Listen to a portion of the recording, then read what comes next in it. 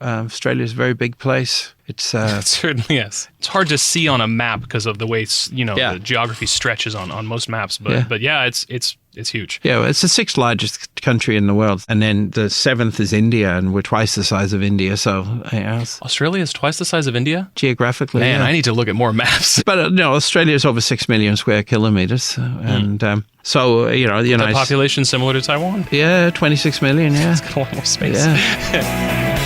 Hello, everybody, and welcome to Taiwan Talk, where we share the stories of people in Taiwan. I'm Trevor Tortomasi, and joining me in the studio today is Kevin Magee, who previously served as the Australian representative in Taipei, basically the Australian ambassador, but with a different name because politics are, complicated. Mr. Magee, welcome to the show. Thank you very much, Trevor. It's a great pleasure. Please call me Kevin. Okay, so let's talk about Taiwan first. How long did you serve as the Australian representative in Taipei? Well, I was here from 2011 to 2014, but it wasn't my first time in Taiwan. I came here as an Australian government language student before my first posting, which was in Beijing, and I spent the whole from January to December 1989, or 民国78年, here in Taiwan. In addition to that, back in Canberra, I did visit Taiwan several times because I ran the area in Department of Foreign Affairs and Trade for a while, which looked after relations with Taiwan. So I've had quite a few visits here over the years. Yeah, and spaced out on either side of many other experiences around Asia. Oh, absolutely. I mean, I was in foreign affairs in Australia for 34 years. And during that time, I was posted in Beijing and in Singapore. I was also Consul General in Guangzhou. And outside of East Asia, I was an ambassador in Saudi Arabia, and I was deputy head of mission and charge d'affaires in Moscow in the Russian Federation. Gives you a really unique and insider perspective on a lot of really relevant governments. Well, yeah, they're all, I mean, if you think about countries that really have clout in the world, you think of Russia, you think of China, you think of even Saudi Arabia. It is a very wealthy, powerful Islamic country. So, yes, I've been very honored to have been able to work there. I also had a short stint when I was a young diplomat at the United Nations, 3 months in Geneva and 3 months in New York back in 1992, so that's quite a while ago. So this is obviously a very eclectic resume, but to focus on Taiwan really quick. Yeah, sure. You were here in 89, but then you were also here in 2011 to 2014. And so how did you see Taiwan change over that period of time? Well, firstly, let me talk about from an economic perspective. Taiwan certainly graduated from what you would say as a relatively advanced developing country in 1989. But by the time I came back in 2011, Taiwan had moved into, shall we say, the rich countries club. Certainly the development of technology. I remember what the trains looked like in 1989. Compared to what the trains look like now. So in those 20 years, the economic development was phenomenal. And of course, the political development was even more outstanding. I mean, certainly by 89, martial law had been lifted several years before, and Lee Teng-hui, as president, was moving Taiwan on a democratic path. But certainly during the 90s, it certainly has moved into the field as a democratic country. And thirdly, I'd also say the consciousness of people here. Most people I found in 1989 who I spoke to, even if they were Taiwan extraction, would identify themselves as Chinese. Now, most people you talk to, they say they're Taiwanese people, and distinguish themselves from Chinese on the other side of the straits. You mentioned that you were the Australian ambassador to Saudi Arabia. That's correct, yeah. So how were your responsibilities as an ambassador different from your responsibilities as a representative in Taipei? Well, I mean, in many ways, I was doing the same job. The fact is that most countries in the world follow one form or other of the One China policy, which Australia does too since 1972.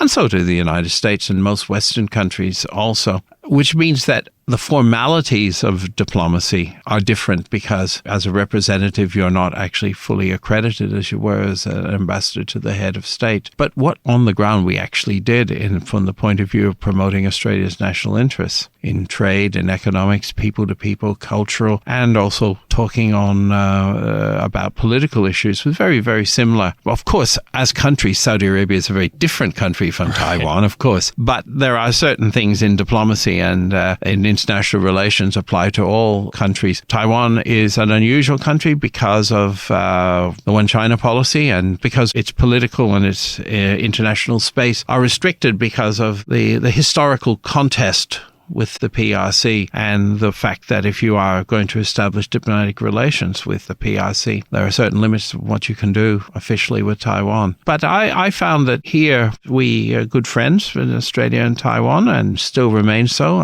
Taiwan has been a top 10 trading partner and export market for Australia for at least since the 1990s. And so even last year with the increase of sales of LNG, liquefied natural gas, Tianranji to Taiwan, it actually last year moved up to 4th, and that's the highest it's ever been in export markets for Australia. I was at Academia Sinica this morning having a talk at a round table there, and they were basically explaining that Taiwan used to take up to 20% of its liquefied natural gas from Russia, and as part of the sanctions after the invasion of Ukraine, they didn't take any more cargoes, and they've now increased the amount of Tianranji or LNG that they're bringing from Australia, and this has bumped the export markets up. And there are a lot of Australian products and such here too, and agricultural products as well as natural resources. We sell iron ore, we LNG, and we're a major supplier of coal to Taipei. Like most countries, Taiwan is trying to reduce its carbon footprint, so it's reducing the amount of coal, but still coal power. A slow process, yeah. Yeah, because coal power is still important. But LNG is increasing, and of course the renewables too. Wind power. Yeah, wind power. Yeah, so wind power. I flew in from Hong Kong yesterday morning, and it was a beautiful sunny day, and I could see all the big windmills. That's awesome. Along the coast, as you come towards the airport at Taoyuan. So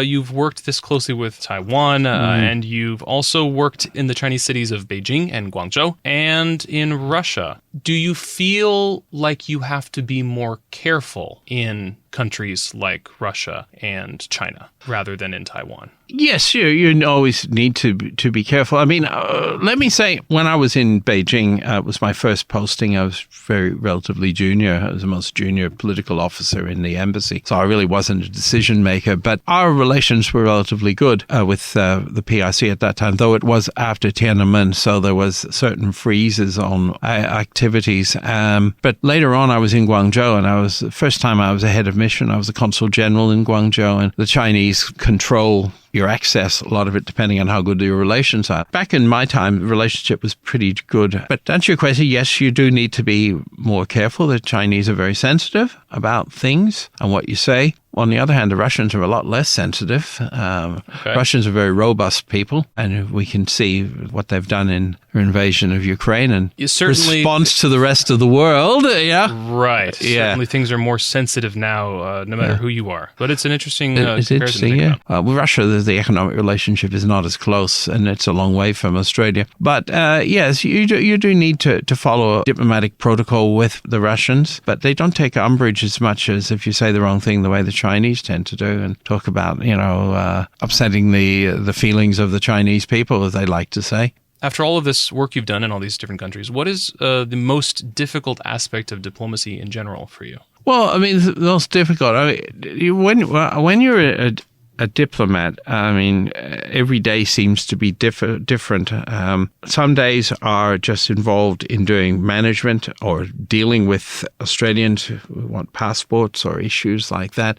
Other times you're dealing with promotion of trade and education and various things. But sometimes crises occur, and sometimes you can find yourself thrown into a deep crisis. Do any come to mind? Well, the one I came to mind in October 2002, I was the deputy head of mission in Moscow, and the ambassador was back in Australia, and the Chechens terrorists seized the theater. You remember that? And they took 800 hostages, including 2 Australians. And so I was in charge there. I was involved in liaising with the Russians, but also we got to such a stage that we were involved in negotiations. They were passing their demands on. So I actually was listening to the Chechen terrorists making their demands, and then an Australian citizen who spoke Russian translating it into English, and then reported me on the phone in the middle of the night. So I was talking back and forth with the actual gunmen who were holding our citizens. But in the end, they used military force. Putin even then was not the man to trifle with. So that was absolutely chilling. I mean, you're actually talking to. Yeah, it's terrifying. Terrorism in itself is something that we all know about, but actually to be talking to a terrorist and talking through someone who's got a gun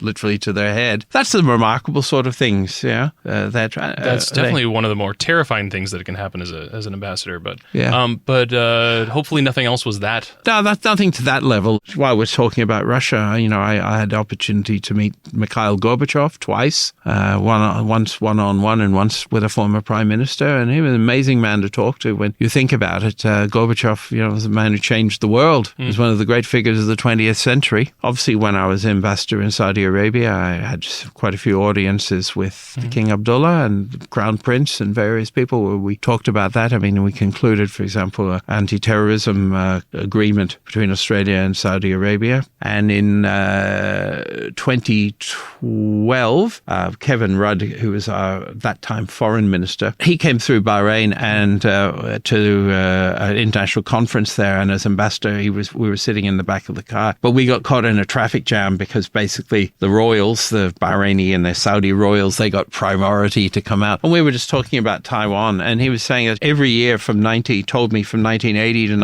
to 2006, he used to visit Taiwan every year. He studied at Shurda in 1980. He was a student at ANU, Australian National University, but he went to Taiwan, and he had a wonderful experience there studying Mandarin at Shurda, lived down in Puchongjie.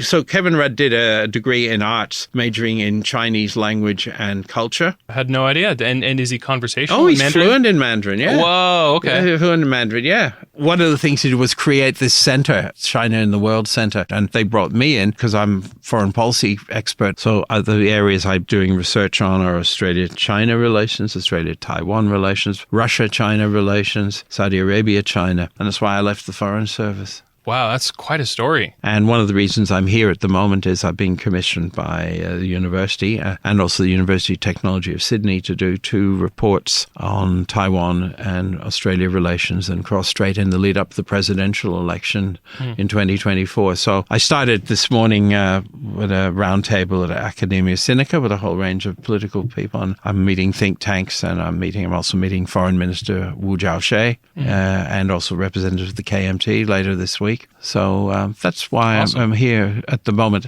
as well as here to see my daughter. Yes, of course. Yeah. The background here is that Mr. Magee, Kevin, is the father of our ICRT DJ, Caitlin, who just had her show earlier, and her dad on the show, and now this is his second interview in almost as many hours. That's about right, yeah. So that's good practice. So on the topic of, you mentioned talks on technology between Taiwan and Australia. Well, Taiwan is a technological powerhouse. I mean, when it comes to computer chips, I mean, it's number 1 in the world. So it's a very, very important country in that field economically. And so certainly we use Taiwanese technology. We work very closely with Taiwan on that area. In many ways, we're sort of what you call, Jingji Hubuxing. Yeah, Taiwan is a producer of high-level technology. Now, we have vast high-quality natural resources and education services and such. And so the relationship is often balanced in that way. So as I was mentioning before, I mean, we're major suppliers of liquefied natural gas, coal, iron ore, agricultural produce, and education services. So quite a few Taiwanese have studied in Australia and continue to do it at our universities. Quite a few Taiwanese, this is just anecdotally, but I know so many Taiwanese people who have gone and done their working holiday in Australia. Absolutely. And have personal experiences in Australia.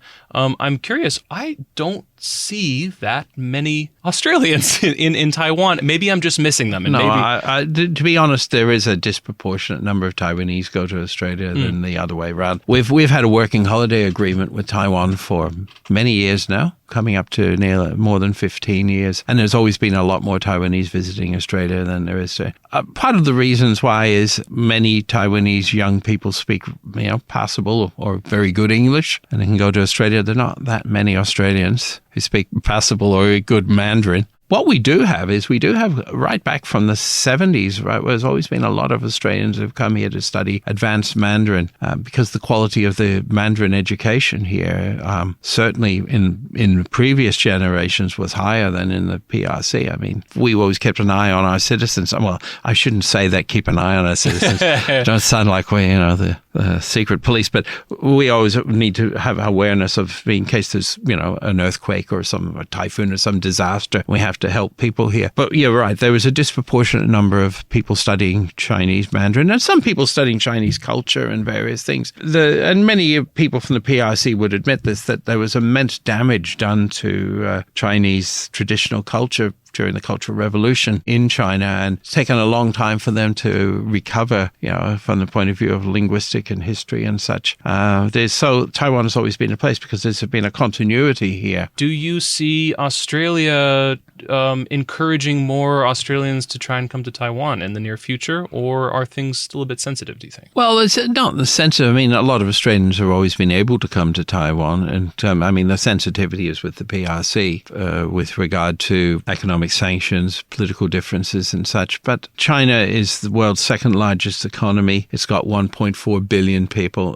Taiwan's economy is always going to be smaller, and the attraction, if you want to make business and do business, is always going to be bigger on the mainland, even in times when there's some sort of economic tensions. And despite all the tensions that have gone on between Australia and China, trade continues to be very, very strong both ways. So the economic imperative is still there. On the people-to-people level, well, maybe it's different. But I would always encourage people. People ever ask me, I encourage them to come to Taiwan if they want to learn Chinese and want to learn something about Chinese culture, Chinese language. People are very welcoming here. It's a very, very nice society and to live in. There are many other experiences you can have by, working or studying on the mainland. But if you really want to get good Chinese, this is the place to come. What do you think is most unique about Australia's position with regard to Taiwan? Just Taiwan and China relations? Our policy is based on the 1972 Joint Declaration, where we recognized Beijing. We acknowledged the Chinese position that Taiwan was part of China, and that's for the basis of one China policy. And it's basically the same as what the United States did in 1979. But you acknowledge it means different from actually agreeing with it. But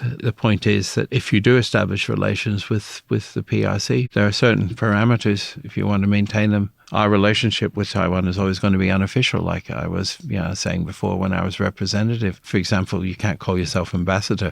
Foreign minister can't visit our governor general, which is representing the monarchy, and our prime minister can't visit, defense minister. So there's the limits to that. But it's still a very substantial relationship. And I think I mentioned that last year we got up to number 4. It was our 4th largest export market last year. And Taiwan has consistently been, since the 1990s, in our top 10 export markets.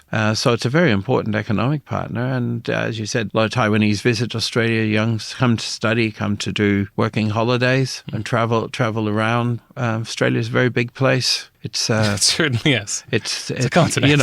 It's almost exactly the same size as what the Americans call the lower 48. So if you took Alaska out, it's almost exactly the same size as Australia. It's hard to see on a map because of the way the geography stretches on most maps. But it's huge. Yeah, it's the 6th largest country in the world. And then the 7th is India, and we're twice the size of India. So Australia is twice the size of India? Geographically, Man, I need to look at more maps. The southern bits of Russia are about the right size, but the northern bits are expanded because you flatten out the globe. But Australia is over 6 million square kilometers, and so the United population similar to Taiwan. Yeah, 26 million. Yeah, it's got a lot more space. Yeah, but a lot of space. But there's a lot of desert in Australia, as you probably know. And finally, I guess just to finish off, is there anything else you'd like to say to the people of Taiwan? To be honest, I think MOFA is doing a much better job in recent decades than they used to do. Basically, in recent times, they've actually now been a lot more effective in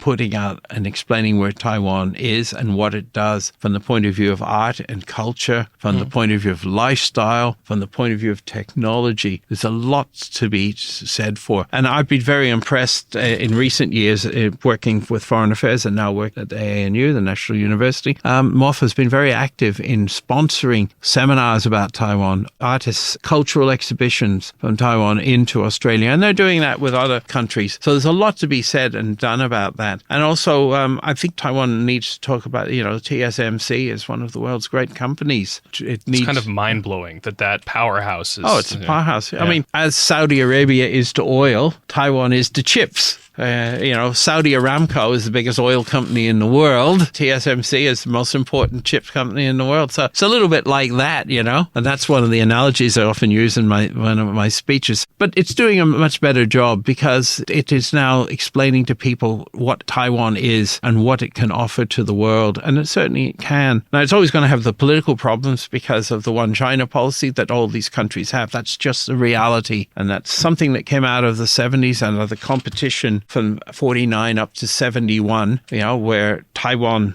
or the Republic of China sat in the United Nations as the legitimate representative of all China. And of course, when that was flipped on the 25th of October 1971. So unfortunately, Taiwan is, for historic reasons, stuck with this issue. But there's so much that can be said on technology, culture, arts and such that you could be. As for the Taiwanese people, we'll reach out to the world, You have a lot to be very proud of. There's a lot that you deal with. I just mentioned the problems you have, the diplomatic, political problems you have as a country, but you have so much to offer. And you reach out to the world, expand as best you can to the world. We all hope for peace in the Taiwan Straits. We all hope that things can continue to develop in a way that satisfies Taiwan, but also in a way that doesn't provoke armed conflict. Armed conflict would be an absolute disaster for all of us. Yeah, nobody wants that. No one wants it, and we have seen what's happening in Ukraine and see what a disaster that has been. But, I'm reasonably confident that the government, no matter which party's in power in Taiwan, will be able to continue to manage the relationship. And I also think that a lot of what Beijing does with Taiwan is political theater. There is a way to go before that direct military action. It's tough to move against that kind of leverage that China has. But something that, like you were saying, there's so much that Taiwan has to offer the world, including in the age of modern technology, internet, social media, the kind of soft power that Taiwan can influence the world with. It's not as powerful sometimes as TSMC, but it's something that matters. And I think Taiwan creatives can get out there too and explore a working holiday in Australia. Okay. This has been Kevin Magee speaking to us as the former Australian representative in Taipei and policy fellow at Australian National University's China in the World Center. Thank you very much, Trevor. And thanks to you, the listener. If you'd like to hear more from ICRT, you can listen to full-length episodes of Taiwan Talk wherever you normally find podcasts. And if you'd like to help us out, tell a friend. Anyway, that's it for this episode of Taiwan Talk. Until next time, I'm Trevor Tortomasi on ICRT FM 100.